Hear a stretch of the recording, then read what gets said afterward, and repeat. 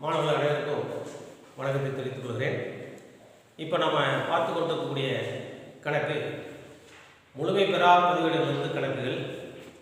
அதில் நம்ம 5 மார்க் கணக்கு பெரிய கணக்குகளை பார்த்துட்டு இருக்கோம். உங்களுக்கு எக்ஸசைஸில் 4 கணக்குகள் இருக்குது. ஒவ்வொன்றிலையும் ஒவ்வொரு விதமான இன்ஃபர்மேஷனை கண்டுபிடிச்சி இறுதி கணக்கு போடுற மாதிரி இருக்குது. அதில் நம்ம ஏற்கனவே 2 கணக்குகள் போட்டிருக்கோம்.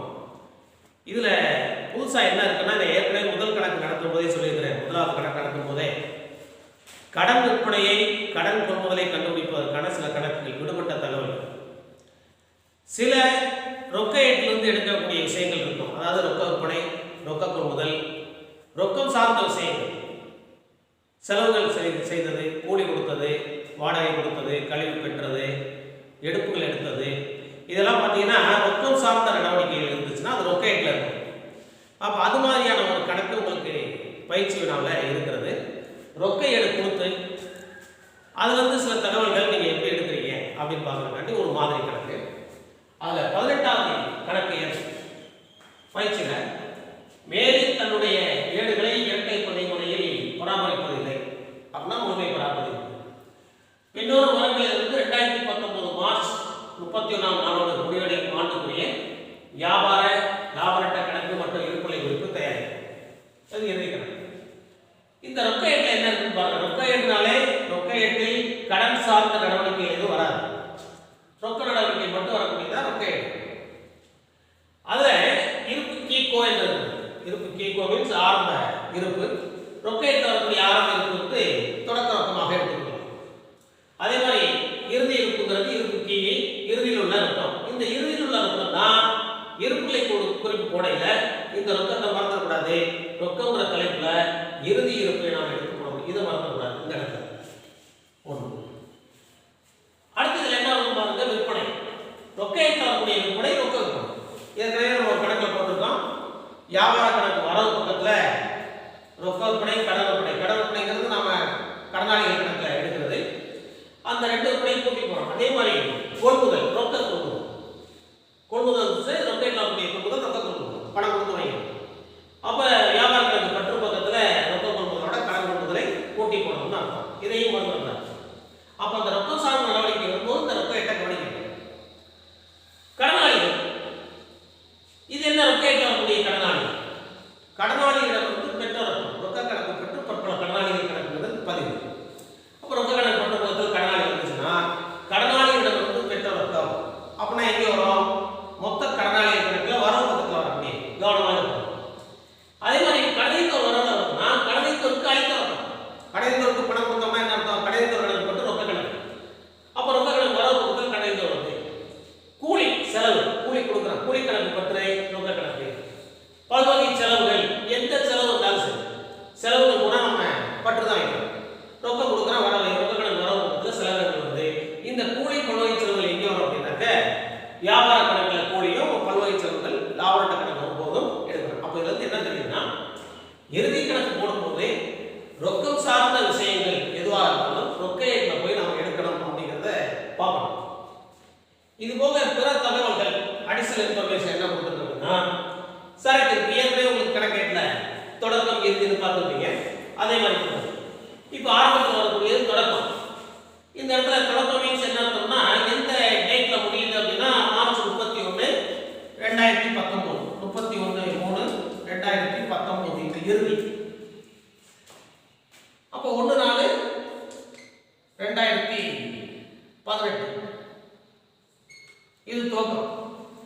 அப்படிதான் இருக்கும். அதில் உங்களுக்கு டேட் கொடுக்கலைனாலும் நம்ம வந்து அந்த டேட் தான் இருக்கும். ஏன்னா இறுதியில் வந்து 31/3/2019 ஒரு கணக்கு முடிக்கிறோம். இது இறுதியில் உள்ளது துவக்கத்தில். அப்போ துவக்க இருப்புகள் என்ன கொடுத்துருக்குன்னா, சரக்கு இருப்பு 1,10,000, 1,80,000 இது துவக்கம், அது இறுதி. பற்பல கடனாளிகளில் துவக்க கடனாளி கொடுத்துருக்கு, இறுதி கடனாளி கொஸ்டின் மார்க் பண்ணிருக்கு. அப்போ இந்த இன்ஃபர்மேஷனை நீங்கள் கண்டுபிடிக்கணும். இது ஞாபகம்.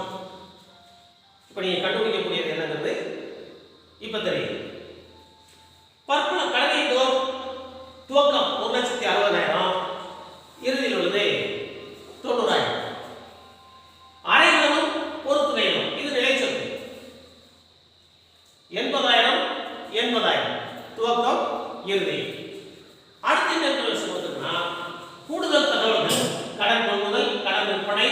தொடக்க முதல் கடன் கொள்முதல் கடன் விற்பனை. கடன் கொள்முதல் ஆல்ரெடி அமௌண்ட் கொடுத்துருக்காங்க, கடன் விற்பனையும் கொடுத்துருக்காங்க, தொடக்க முதலும் வந்துருச்சு. அப்ப இதுல இருந்து நீங்க என்ன தெரியுதுன்னா கீழே உள்ள இன்ஃபர்மேஷன் அரைகள் மற்றும் பொறுத்துகை மீது ஆண்டுக்கு 10% தேய்மானம் நீக்கப்படும். அப்ப நிலை சொத்துக்கு 10% தேய்மானம். இது சென்ற கணக்கில் நம்ம பார்த்துருக்கோம். தேய்மானத்தை மட்டும் கண்டுபிடிச்சு லாபட்ட கணக்கில் கொண்டு வரணும். இருப்புநிலை குறிப்பில் சொத்துக்கள் பக்கத்தில் அந்த குறிப்பிட்ட சொத்துல இருந்து நீங்க தேய்மானத்தை கழிச்சுக்கலாம். இப்போ நமக்கு என்ன சொல்லியிருக்கோம்னா இறுதி கணக்கில் வியாபார லாபட்ட கணக்கு இருப்புநிலை குறிப்பு போடுறதுக்கு முன்னாடி இப்போ நம்ம கணக்கு பார்த்துட்டோம், எதாவது எங்கெங்கே வருங்கிறது ஓரளவு தெரிஞ்சு வச்சு. இப்போ நமக்கு எது தேவை? தொடக்க முதல்ல வேணும். தொடக்க முதல் கொடுக்கலினாக்க இந்த தொடக்கத்தில் கொடுக்கக்கூடிய விவரங்களை வைத்து தொடக்க நிலையை தயார் செய்து தொடக்க முதலை கண்டுபிடிக்கணும். ஆனால் தொடக்க முதல் கொடுத்தாச்சு, தேவையில்லை, நம்ம கணக்கு கண்டுபிடிக்க வேண்டிய அவசியம் கிடையாது. அடுத்து கடன் விற்பனையை கண்டுபிடிக்கிறதுக்கு இறுதி கடனாளி கடன் விற்பனை இந்த ரெண்டு இருக்கான்னு பார்க்கணும். கணக்கேற்ற இறுதி கடனாளி கண்டுபிடிக்கணும். கடன் விற்பனை கொடுத்தாச்சு, கடன் விற்பனை வந்துருச்சுனாலே இறுதியில் இருக்கான்னு பார்க்கணும். இறுதி கடனாளி இல்லைங்கிற பட்சத்தில் இந்த தொகையை கண்டுபிடிக்கணும். அப்ப இறுதி கடனாளி கண்டுபிடிக்கிறதுக்கு ஒரு கணக்கு நம்ம போடணும். மொத்த கடனாளிகள் கணக்கு அதை போடணும். மொத்த கடனாளிகள் கணக்கு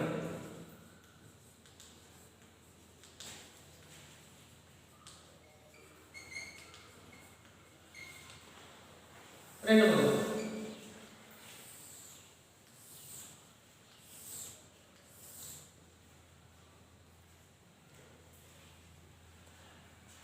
மொத்த கடனாளிகள் கணக்குல கடனாளிகள் ஏற்கனவே பார்த்துருக்கோம். கடனாளி என்பது சொத்து பற்று ஆரம்ப கடனாளி பற்பல கடனாளிகள் 1,30,000 இருப்பு கீக்கும் பற்று பணம்.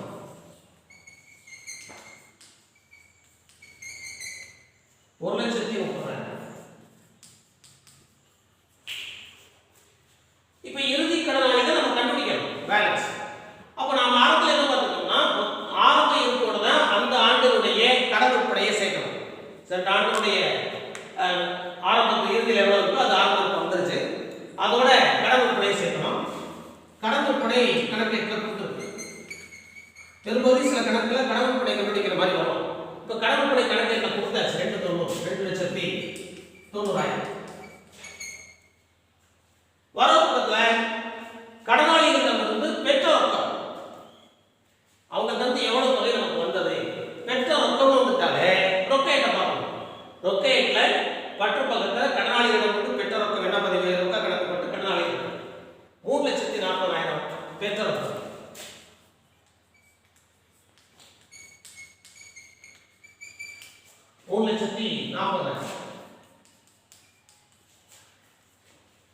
இப்ப கடனாளிகள் வந்து பெற்ற ரொக்கம் வந்துச்சுனாலே நீங்க என்ன பார்க்கணும்னா அளித்த தள்ளுபடி இருக்கா கவனிக்கணும்.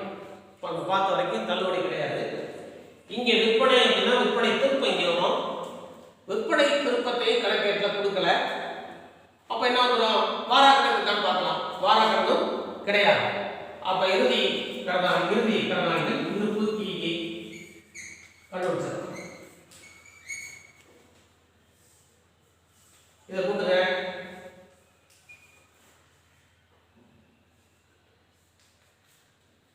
$4,20,000 பேர் எடுத்து போட்டு போறதா 4,20,000.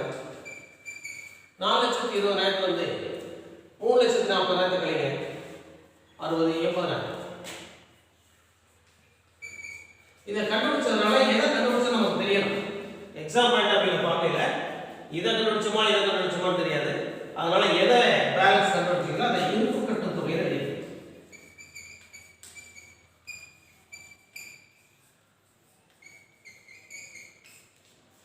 இப்ப கடனாளிகள் கணக்கு போட்டாச்சு. எதுக்காக? இறுதி கடனாளியை கண்டுபிடிக்கிறது. ஏன் இந்த இறுதி கடனாளி கண்டுபிடிக்கிறதுனா இருப்புநிலை குறிப்பு போடும்போது இன்னும் கடனாளிகள் வந்து எவ்வளவு தொகை நமக்கு வர வேண்டியிருக்குன்னு தெரியறதுக்காண்டி இறுதி கடனாளியை நம்ம காட்டணும். இந்த இறுதி கடனாளி தான் இருப்புநிலை குறிப்புல சொத்துக்கள் பக்கம் வரணும். அடுத்து தொடக்க முதல் இருக்கு கடனாளி கணக்கு போட்டாச்சு. அடுத்து நீங்க பார்க்க வேண்டியது மாற்றுச்சீட்டு சம்பந்தப்பட்டது எந்த இன்ஃபர்மேஷன் இல்ல, அதனால மாற்றுச்சீட்டு கிடையாது. இப்போ மொத்த கண்டித்த கணக்கு நமக்கு தேவையானு பார்க்கணும். மொத்த கண்டித்த கணக்குல என்ன வேணும்? என்ன கண்டுபிடிப்போம்? கடன் கொள்முதல் கண்டுபிடிப்போம். அது இருக்கு. இறுதி கணிதம் வேணும். இறுதி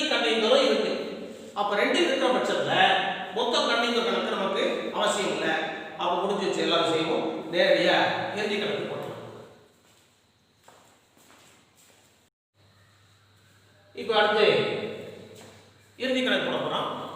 அதுக்கு கணக்கு எப்பவுமே வருஷத்தினுடைய கடைசி தேதி, பெயர் கொடுத்திருந்தா பெயர், நிறுவனத்தின் பெயர் கொடுத்திருந்தா நிறுவனத்தின் பெயர், யாருடைய கணக்கேடு என்பது தெளிவாக தெரியணும். அதனால் மேரி அவர்கள் 31/3/2019 ஆண்டு முடிவடையும் ஆண்டில் வியாபார லாபநட்ட கணக்கு. இன்னொரு காலம் ஒரு காலம் சீட் அப்புறம் சீட் ஆல்ரெடி இருக்கு.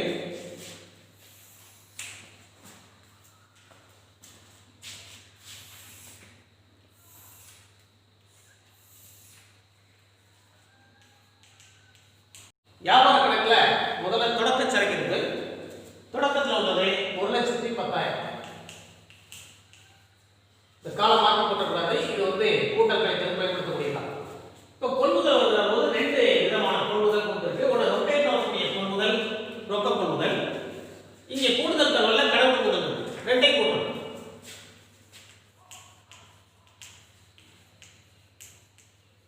ரொக்க கொள்முதல், கடன் கொள்முதல். இதை கூட்டும் போதே திருப்பம் இருக்கான கவனிகள், திருப்பம் கிடையாது. ரொக்கேட் வரக்கூடிய கொள்முதல், ரொக்க கொள்முதல் 1,50,000. கடன் கொள்முதல் கூடுதல் தகவல் இருக்கு 1,80,000.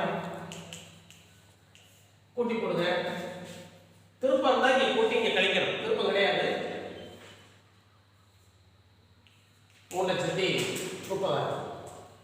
இதுல ஏற்கனவே சொல்லியிருக்கோம், வியாபார கணக்குல நேர்முக செலவுகள், நேரடி செலவுகள், உற்பத்தி சார்ந்த நேர்முக செலவுகள் இருக்கான்னு பார்க்கணும்.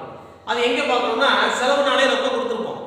அப்போ ரொக்கம் கொடுத்துருந்தாலே எதில் வரும்னா ரொக்க ஏட்டு வரும். ரொக்க ஏட்டு கொடுத்துருந்ததுனால அப்போ ரொக்க ஏட்டில் வரவு பக்கத்தில் ரெண்டு விதமான செலவுகள் இருக்கு. ஒன்று கூலி, ஒன்று இருக்கு பல்வகை செலவுகள். அப்போ கூலி உற்பத்தியோடு தொடர்புடையது, பல்வகை செலவுகள் லாபநட்ட கணக்குடையது. அப்போ கூலி எடுத்துக்கங்க. கூலி 70,000. அவ்வளோதான் பணம் பக்கத்தில். வரவு பக்கம் 2 தான். விற்பனை, இறுதி சரக்கு. விற்பனையிலே அதே மாதிரி ரொக்கேட்ல விற்பனை இருக்கு. அது ரொக்க விற்பனை.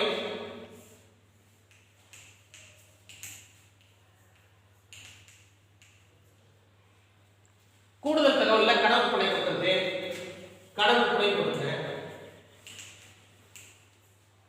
ரொக்க விற்பனை 3,60,000 கணக்கெடுக்க. கடன் விற்பனை கூடுதல் தகவல்ல 2,90,000. இப்போ அதுல விற்பனை திருப்பம் இருக்கான்னு பார்க்கணும். எப்படி கொள்முதல்ல பார்க்கணும், அதே மாதிரி விற்பனையிலையும் திருப்பம் இருக்கான்னு பார்க்கணும். திருப்பம் கிடையாது. கூட்டி அவுட்ல போட்டுருங்க. 6,50,000. இறுதியில கடைசியா இறுதி சரக்கு கூட வியாபாரம் நடக்குங்க. இறுதி சரக்கு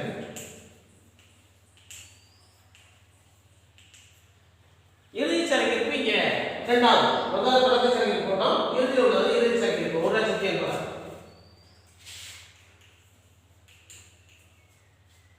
இப்போ இதை கூட்டி கழிச்சீங்கன்னா மொத்த லாபம். கொஞ்சம் கேப் எப்பவுமே முடிக்கல, ஒரு 2 லைன் கேப் விட்டு போகணும்.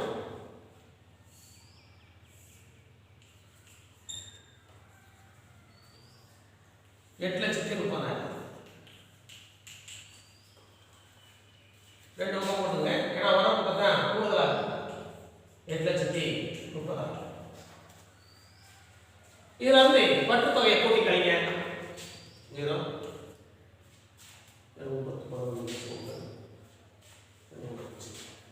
5,10,000 கழிச்சா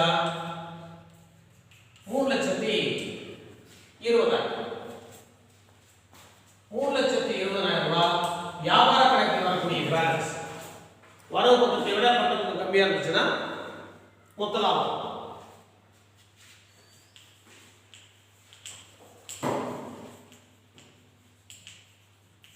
கீழே இறக்கப்பட்டது. இங்க லாபநட்ட கணக்கு கொண்டு வரதுனால லாபநட்ட கணக்கு மாற்றி எழுதலாம்.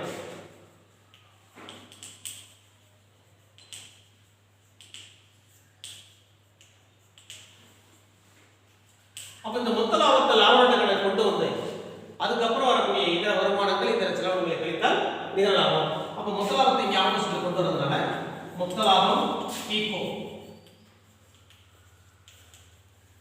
அந்த தொகை 3,20,000. 20. இது போக இதர செலவினங்கள் வரவினங்கள் என்ன பார்க்கணும். கூடுதல் தகவல்களை பாருங்க. இல்லை கூடுதல் தகவல் எதுவும் கிடையாது. ரொக்கையத்தில் வரக்கூடிய பற்று பக்கம் வந்துச்சுன்னா வரமானவங்க கிடையாது. அந்த வரவு பக்கத்தில் கூலி போட்டோம். ஒரே ஒரு செலவினர் இருக்கு. பல்வகை பற்பல செலவுகள், பற்பல செலவுகள் 1,27,000. அதோட விட்டுறக்கூடாது. கடைசியில் ஒரு தகவல் கொடுத்திருக்கு. அரைகலம் மற்றும் பொறுத்துகைகள் மீது ஆண்டுக்கு 10% தேய்மானம். அது மறந்துக்கூடாது.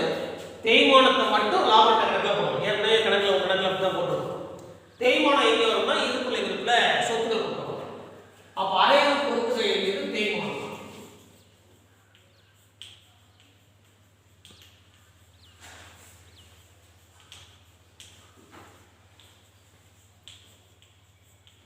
தேய்மானம் 10%. அரைகலம் பொறுத்துகை எவ்வளவு இருக்குன்னா 80,000. 80,000 10% 8,000. அவ்வளவுதான் செலவுகள். அவ்வளவுதான். இப்போ இந்த 3,20,000 வந்து கொஞ்சம் ஞாபகம் 3,20,000 ரெண்டு பக்கம் போட்டுங்க.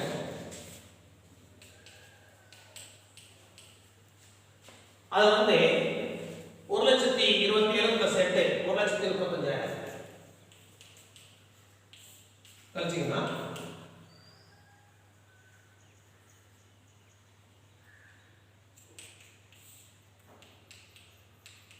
1,85,000. 1,85,000 ரூபாய் வரவை விட செலவு கம்மியாக இருக்கிறதுனால நிகர லாபம். இதில் கீ போடக்கூடாது. ஏன் அப்படின்னா இது வேற எந்த கணக்கு நம்ம கொண்டு வர கிடையாது. நேரடியாக இருப்புநிலை குறிப்பில் உரிமையாளர்கள் முதலோட சேர்த்து அப்போ அது எங்கே கொண்டு வரப்படுது? முதல் கணக்கு மாற்றம்.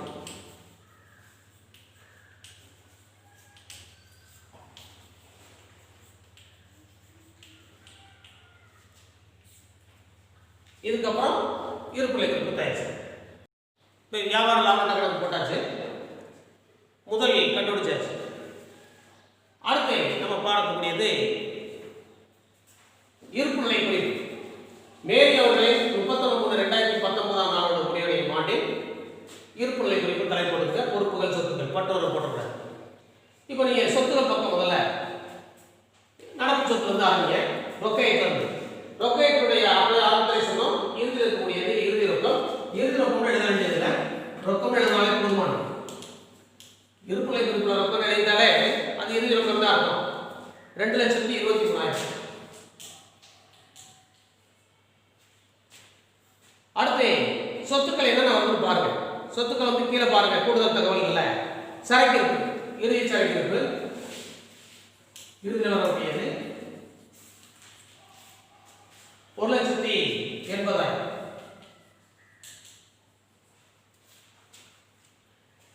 கடனாளிகள் கொஸ்மார்க் பண்ணிக்க இதை நம்ம கண்டுபிடிச்சிருக்காங்க. மொத்த கடனாளி கணக்கில் இறுதி கடனாளியை கண்டுபிடிக்கிறதாண்டி இருப்பு கட்ட தொகை போட்டோம். 80,000 ரூபாய் பற்பல கடனாளி நம்ம கண்டுபிடிச்ச தொகை.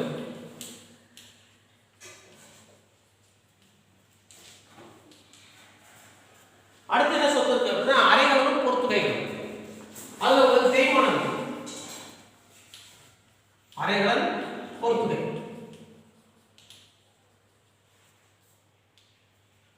அரைகலம் பொறுத்துகை கழிக்க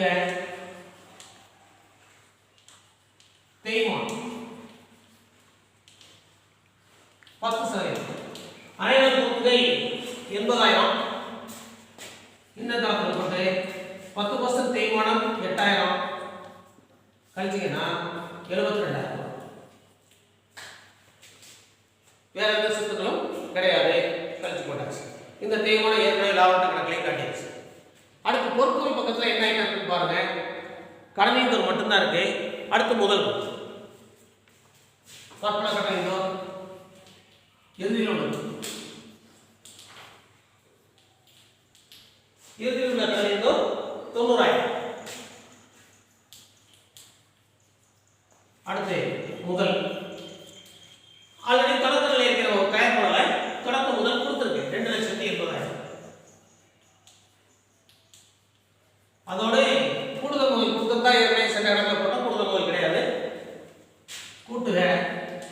நிகர லாபம். நிகர நட்டமாக இருந்தால் கழிக்கணும். நிகர லாபம் நம்ம ஏற்கனவே கண்டுபிடிச்சது 1,85,000.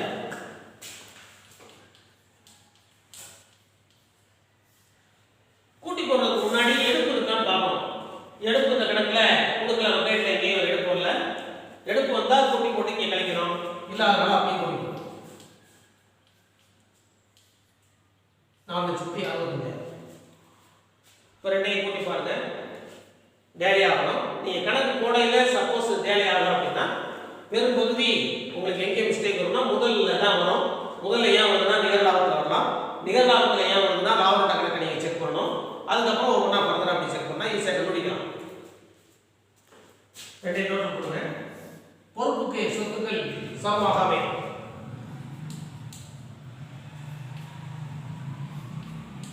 $5,55,000 பொறுப்பு இருக்கும்.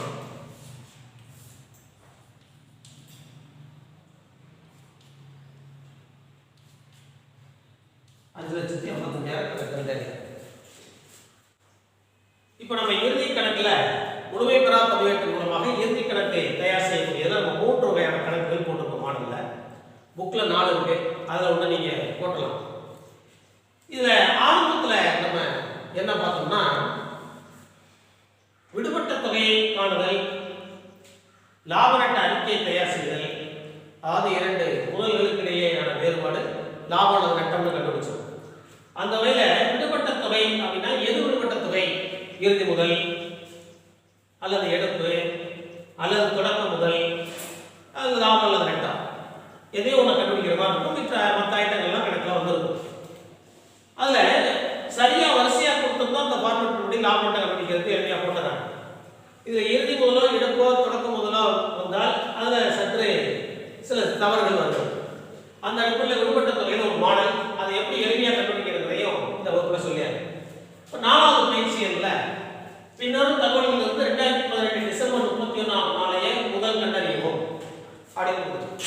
அப்போ இறுதி முதலாம் கண்டுபிடிக்கணும். தொடக்கத்திலே இறுதி முதலாம் கண்டுபிடிக்கணும்.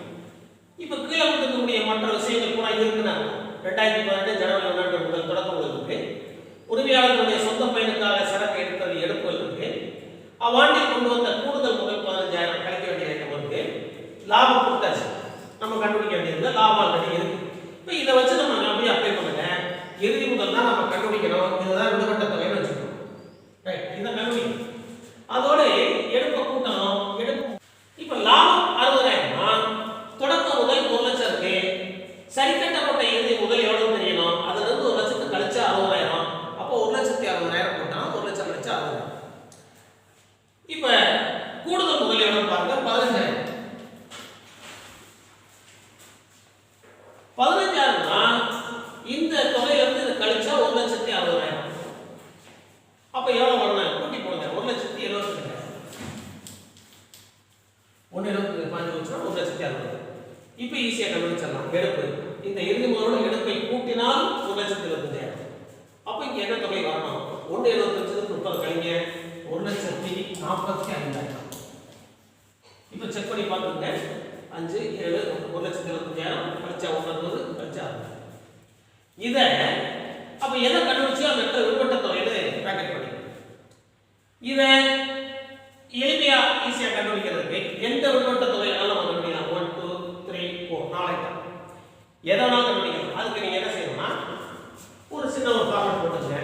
இது கூட்ட வேண்டியது கழிக்க வேண்டியது வச்சுக்கோங்க. இறுதி முதல் எடுப்புகள் நட்டம், தொடக்க முதல் கூடுதல் முதல் லாபம். இது மாற்றி பண்ணணும். இது ஒரு எளிமையான மெத்தட். இறுதி முதல் எவ்வளவு அதான் நம்ம கண்டுபிடிக்கணும். எடுப்புகள் 30,000. லாபம் நட்டம் ஏதாவது ஒண்ணுதான் வரும். இப்ப நட்டம் கிடையாது, லாபம் தான் 60,000. கூடுதல் முதல் 15,000 கணக்கு எல்லாம் அதான் சொல்றது. தொடக்க முதல் 1,00,000 ரூபாய். இப்ப எங்க இது 3 பேருக்கு இங்க இதுதான் கண்டுபிடிக்கணும். இதை கூட்டி இதை கழிச்சுட்டா இறுதி ஈஸியாக கண்டுபிடிக்கணும். 1,75,000 1,75 இருக்குது.